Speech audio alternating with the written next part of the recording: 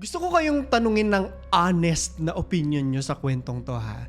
Sobrang weird niya talaga para sa akin. For some, ginagawa po siyang katatawanan. Pero nandun po yung curiosity ko talaga kung ano yung tumatakbo sa isipan nitong holdupper na panonoorin natin ngayong gabi. And more importantly, and ito po ito yung honest na nasa isip ko. Ano nga kaya ang masasabi ni Jesus sa taong ito? I'm sure lumalabas na po sa mga newsfeed nyo ang balitang ito. Pero tignan natin ha. Sabi sa balita, lalaki, nag-sign of the cross bago mang hold up sa Cainta, Rizal. Nasabi ko talaga, ha? Bakit? Sa tingin niya ba sinusuportahan siya ng Panginoon sa ginagawa niya? Yan yung mga katanungan eh. And then naisip ko yung kanta na Banal na Aso, Santong Kabayo. Maraming maaaring pwedeng tumatakbo sa isipan ng taong to at maaari rin nagipit siya. So ayoko siyang husgahan. Hindi po sa kinakampihan ko siya pero maaari po na yung sign of the cross parang bahala na si Lord. Ikaw na pong bahala sa akin dahil alam kong mali ang gagawin ko. Pwedeng ganun eh. That being said, this is one of the more interesting true crime stories na i-discuss po natin and I do want to hear your thoughts about it. Gusto ko na may diskusyon tayo sa ilalim. Ano sa tingin mo ang iniisip ng Panginoon sa ginawa ng lalaking ito? Pray muna bago hold up. Ito po yung viral video na kalat ngayon at punong-puno ng iba't ibang mga komento.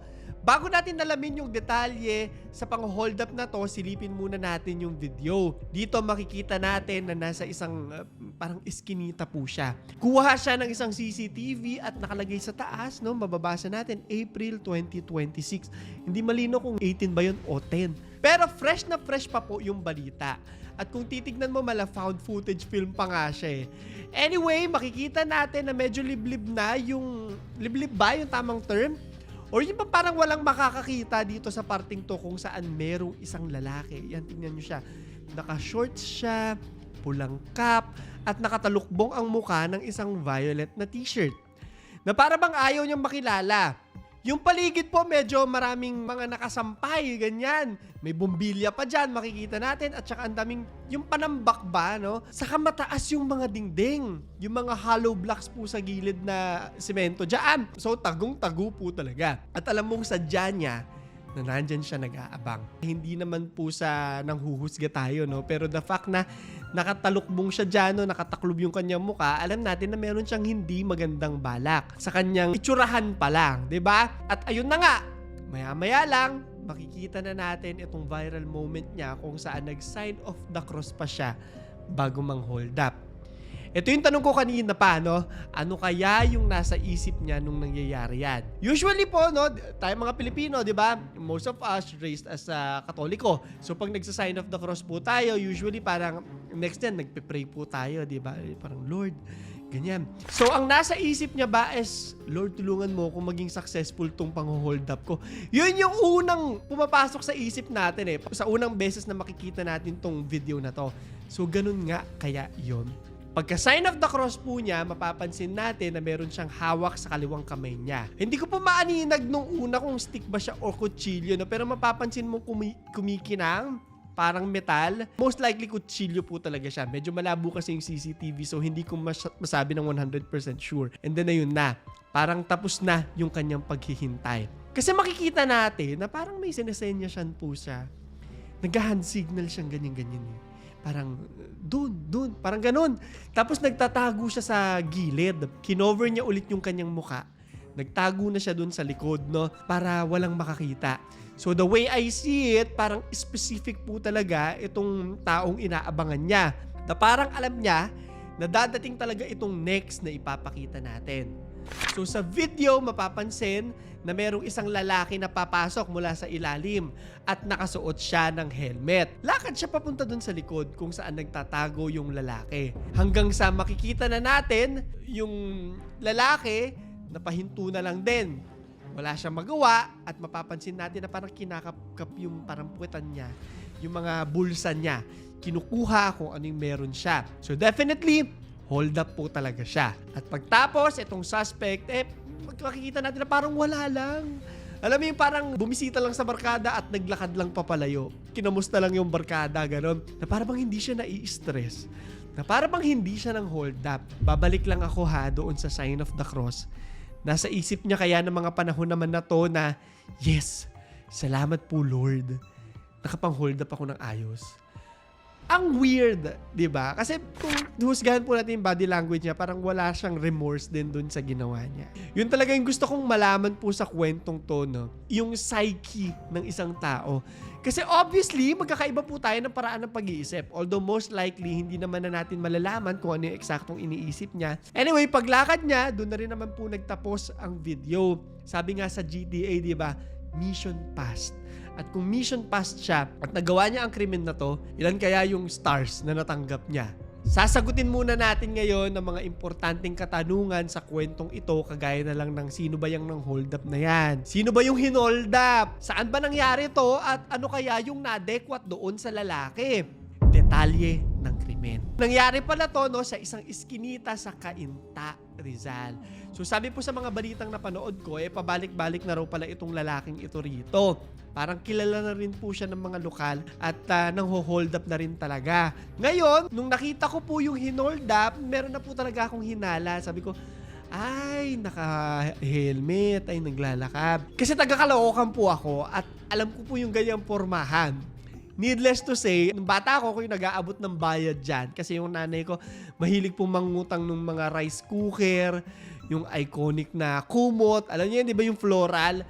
Ayan, sabi ko ano to, parang Indian National. At tama yung hinala ko kasi ayon sa mga interviews, ay Indian National nga talaga siya. At nandun siya para maningil-ningil. Rotation yan eh. Siguro ma-explain din nito kung bakit alam nung hold-upper kung bakit nandun siya. Binabalik-balikan po talaga yung mga sinisingil niya. Nakalistahan pa yan sa maliit na notebook. Alam niyo yan. Hindi ko lang alam kung yung punta niya dito is arawan o lingguhan. May mga date yan eh. Depende siguro sa usapan. Pero kung naniningil siya, syempre, meron siyang pattern. Kung makikita natin, nag-blow up po talaga itong kwento na to, no? Binalita pa sa GMA, sa ABS-CBN. At makikita natin ito, ni-screenshot ko po yung mga reporters nila, talagang pinuntahan nila mismo yung eskinita kung saan ito nangyari. So kung makikita nyo po, nag-interview sila ng mga tao doon. At mukhang sa mga interviews na ito, mas makikilala pa natin yung suspect at ang kanyang biktima.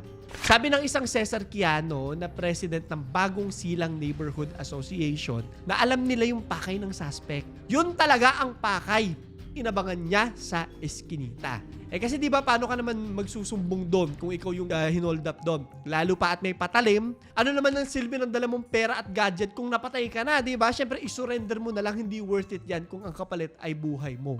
Napansin ko rin, nakakilala rin pala nila itong biktima kasi sabi nung ini-interview, binigyan namin siya ng proteksyon para pag-ikot niya, maniningil siya, makaikot siya ng ayos. Talagang madalas siya doon, pero sabi nila, hindi naman daw talaga taga doon itong Indian National. Siguro nandun lang talaga siya para maningil, no? Expansion lang ng business niya. At hindi na rin daw nagsampa ng reklamo doon sa ng hold up sa kanya. Siguro ayaw na lang din niya ng gulo. Sabi naman sa record ng barangay, dati na raw palang nakulong itong suspect na to, no? So, hindi bago sa kanya yung pang-hold up or pagnanakaw.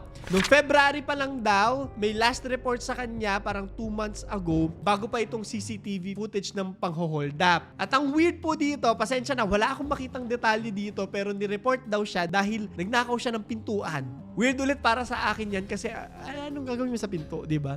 Hindi mo naman mabebenta yun para makabili ka ng pagkain.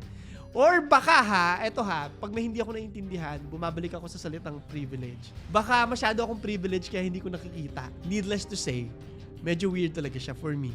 And the way I see it, parang hindi naman po nahuli itong magnanakaw, hindi na rin kasi siya kinasuhan, pero nagbabala po ang kapulisan. Sabi ni Ferdinand Del Rosario, Deputy Chief ng Barangay San Juan Police, yung mga magnanakaw na yan, tutugisin namin sila. 24/7 kami nagtutulong-tulong dito. Full force naman po. So sabi niya mga. So mukhang hindi lang ito nag-iisa at marami po talaga. No? Parang talamak doon. Sabi rin nila na matapos raw ang pangyayaring to, mas pinaigting pa yung seguridad doon sa kanilang lugar. Pero kung ako po yung tatanungin, bilang isang naka-experience na ng ganito, no? At marami po talagang ganito sa lugar namin sa Caloocan, ayan, sa Malabon, na alam yan ng aking editor nag-edit ngayon. Kung hindi yan magba-viral, it's just another day. May kaibigan po ako no, na na-hold upan siya ng cellphone sa Caloocan. Nireport po namin sa kapulisan. Matagal na to, 2018, 2017 kung hindi ako nagkakamali. At ang sabi lang po sa amin wala po kami magagawa dyan. Ano pa po ginagawa nyo dyan, di ba? Ano pa po yung trabaho ninyo? Parang pinamove forward lang kami. Which is medyo nakaka-insulto kasi yung cellphone po talaga nun. Lalo pa noon, wala po talaga kami. No? Ang laking bagay po nun. Pero ang reality, tutuloy at tutuloy lang po yan. Anyway, ayon naman po sa mga reports, 5,000 yung nanakaw doon sa Indian National. Sa hirap po ng buhay ngayon, ang laking halaga na po talaga niyan. At lalo lang ako naiinis na may ganitong mga klase ng tao na parang walang pakialam po talaga sa pinaghirapan ng iba. Pero ang mas nakakainis, yung mga bilyon o milyon yung nakukuha sa atin ng mga mayayaman pero hindi sila nahuhuli. Hi, buhay! Ang hirap maging Pilipino. Move forward na nga tayo sa kwento. Reaction. Ngayon, ito yung curious ako. Sabi ko na nga sa inyo yung psychology dito sa kwentong ito. Ano yung iniisip niya? At ano rin yung iniisip ng mga taong nakakakita nito? Do you find it weird as much as I do? Tingnan natin. Ito yung mga comment na babasahin po natin. No? Kinompile ko na sila depende dun sa tema ng comments. At sa totoo lang, ito rin yung mga unang pumasok sa isip ko. Sabi ng unang batch ng comments. No? Comment number 1. No one knows, only him hiding inside. May mga sumagot po sa kanya. Tama ka. Di natin alam kung bakit niya nagawa yan. May mga dumagdag pang mga comment na nagsasabing, I think he prayed for forgiveness before the act. And honestly, it kind of makes sense kung sakali man, no? Although hindi rin natin sure ha kung yan talaga yung rason niya. Hula lamang po natin ito. Komento lamang ito. Huwag niyo po akong aawayin ha. Pero ang hirap po kasi talaga ng buhay ngayon. At pag tumingin tayo sa labas ng mga privileges natin, ang daling sabihin na, ay, mali yung magnakaw. Naku, ako kahit anong mangyari, hindi ako magnanakaw. May privilege ka hindi ka mapupunta doon. Mali gumawa ng krimen. Pero mas madaling sabihin sa atin kasi meron po tayong choice. Meron tayong fallback, meron tayong mga mauutangan, mga makakapitan. And then meron mga tao na walang-wala po talaga. Mga tao na naipit talaga sa sistema. No choice talaga sila. At hindi mo naman pwedeng sabihan yung tiyan mo na, oy, wag ka muna magugutom ha. Or kung may kamag-anak ka sa ospital na hindi mo mapalabas, no? Or hindi mapagamot na, oy, wag ka munang mamamatay ha. Wala pa akong pera. Hindi ganun yon, di ba? Sabi nila, bilog ang mundo. At may mga tao na minalas po talaga na nasa kaila-ilaliman sila. So gets ko. Wala siyang choice kaya humingi na siya ng pagpapatawad bago pa niya magawa yung kanyang krimen. And that being said, hindi po ibig sabihin yan ay sinusuportahan natin. Kahit anong pagpapaikot mo ng mundo, mali ang magnakaw. Syempre mas mali po yung mang hold up, no? Kasi nasa edge ka na hindi lang pera yung nanakawin mo. Pag pumalagyan, pati buhay, may chance na nakawin mo na rin. May dala kang patalim Anong gagawin mo dyan? Display lang, props lang. Hindi natin to sinusuportahan kahit anong mangyari. Pero, nag-empathize tayo. Yun talaga yung sad reality ng mundo. At ayokong sabihin na wala tayong magagawa kasi para sa mga katulad nating may privilege, wala tayong rason para hindi tumulong. Malaki man o maliit. Pero syempre, dadagdagan ko lang din ng disclaimer yan. Kailangan puno muna ang sarili mong baso bago ka magsalin sa baso ng iba. Comment number 2. Ito yung pinaka-common na comments naman is yung nagiging joke to. Aminin na natin, no, na may mga tao talagang banal na aso, santong kabayo, o yun bang ginagawang pang-replenish, yung pagdadasal, pagsisimba para makagawa ulit ng kasalanan. Nag-pray ako today, so pwede akong gumawa ng kasalanan bukas. Yung bang ganun. May mga ganyan tao po talaga. Fineflex na relihiyoso sila, no, binabayo sa internet, pero hindi ina-apply at ginagawa sa sariling buhay. Magsisimba, pero pag uwi, manghuhusga. So, tingnan na natin yung mga comment ha. Sabi dito, nag-pray for plus points bago maminusan. Holy dap. Ha ha ha. Sabi sa inyo, di ba, parang nagre-replenish lang ng points para makagawa ulit ng kasalanan. Ito pa may nagsabi, nag-sign of the cross, pero inverted daw. Needless to say, talagang majority ng mga comments comedy po talaga. Which brings us to the last set of comments na babasahin natin. Comment number 3. Ito naman yung kumokontra dito sa mga natatawa. Sabi ng isa, hindi yan katawa-tawa. Hindi natin alam pinagdaanan ng tao. Sinagot niya, totoo po, ibig sabihin lang po niyan, di po niya talaga gawain yon. Although kita natin sa balita na ginawa na rin niya to before, pero ito pa, mukhang di niya gusto ang gagawin niya and meron lang talagang matinding pangangailangan. At last na, kasi he's afraid that his intentions might go wrong, might result to his demise. Bilang isang laki po sa hirap, gets ko po kasi, naranasan ko rin po talaga sa bahay namin yung wala talaga kami makain, nag-aasin kami, ganon. Walang kuryente, ilang buwan. At alam ko, hindi lahat na-experience yung ganon na walang-wala po talaga, yung nasa kaila-ilalimang ka talaga. So, hindi nila gets yung binanggit ko kanina na no choice. Bilang laki sa hirap, gets ko yung mga tao na kagaya nito. Bigay lang ako example no, yung mga taong nagsiself-medicate, 'di ba? Kaysa magpa-doktor. Wala silang choice, anong gagawin nila, 'di ba? Kaya pag may mga ganitong balita, hindi mo mahusgahan agad. Kailangan alamin mo muna yung buong kwento.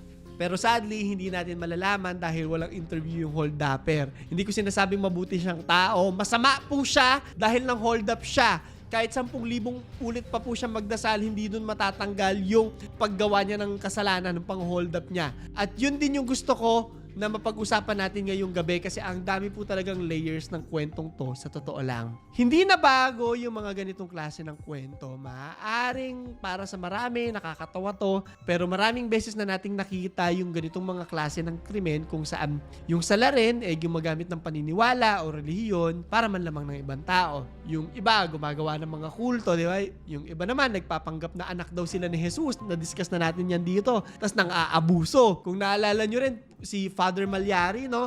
Isa siyang Pilipinong pare na sinasabing kauna-unahang recorded na Filipino serial killer. At marami ring mga ganitong klase ng kwento mula sa iba't ibang parte ng mundo. Mula sa mga mass killings hanggang sa something na maliit kagaya ng pagsa-sign of the cross bago mang hold up. I guess, ang punto ko lamang po is at the end of the day, you will be judged for your actions. Hindi ko man masasabi sa inyo kung ano ang opinion ng Panginoon dito dahil hindi naman po ako Diyos, pero bilang isang tao, no, susukatin natin ang isa't isa sa mga aksyon na ginawa natin dito sa lupa. Sa mga kabaitan na binigay natin sa kapwa-tao natin. At syempre sa mga krimen din na ginawa natin dito. Sa tingin ko, hindi dadagdag ang points mo sa langit kung paday-dasal ka nga pero sa lungat naman ang pinapakita mo sa mga ginagawa mo. Sabi nga nila, nasa Diyos ang awa, nasa tao ang gawa. Kaya tatanungin ko kayo ngayong gabi. Pero bago yan, no? Gusto ko lang promote yung aking Instagram. Maraming salamat po sa mga nagre-request ng mga kwento sa atin at sa mga nagtatag sa atin sa ating stories. Thank you. Binabasa ko po lahat ng comments ninyo. Magsasuggest po ako na message nyo ako doon kasi aalis na naman po ulit ako sa mga susunod na linggo. Doon ako magkukwento ng story sa inyo sa ibang mga lugar, sa ibang mga bansa.